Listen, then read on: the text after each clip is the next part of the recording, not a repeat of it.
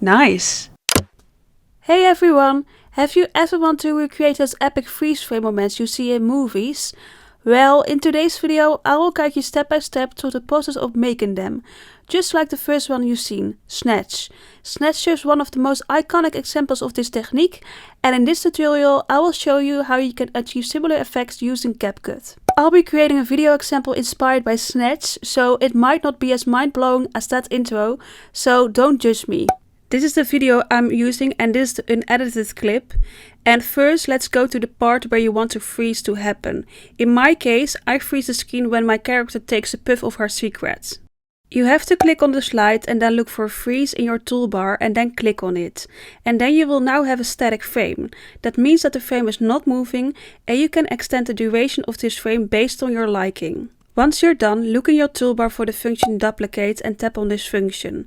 Then now you will have another copy of the static frame, and the next is to add an overlay to it. So look for overlay in your toolbar and click on overlay. Drag and align the overlay on the original static frame. Then click on the overlay clip and look for remove BG. Tap on auto removal, and this is optional, but you can tap on stroke if you want to outline your character. Choose the effect what you like. I'm going for stroke off, and then I pick a color and that is white. And then click on the down arrow and then click on check. To make the character cooler, I make some adjustments to the background and I click on the original static frame and look for adjust. And then I click on this function. Feel free to play around with your adjustments because on each video this effect can look different. And now we are going to add a real effect to it. Click on the overlay track and go to the start of the clip and click on the keyframe button. Then go to the end of the clip and zoom a little bit in.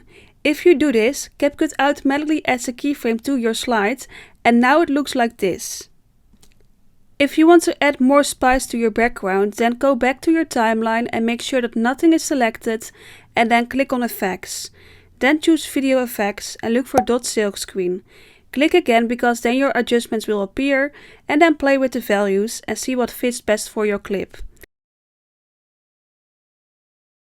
Then make sure the effects clip is aligned with the static frames. I'm making my character look more like a real movie character by giving her a name and adding text on the screen. I click text and then add text and then I type in the character's name, Michelle Madness, and next I choose a cool font called Bangers and give it also cool styles. I also pick an animation, you can find it under loop and it's called Shout Out.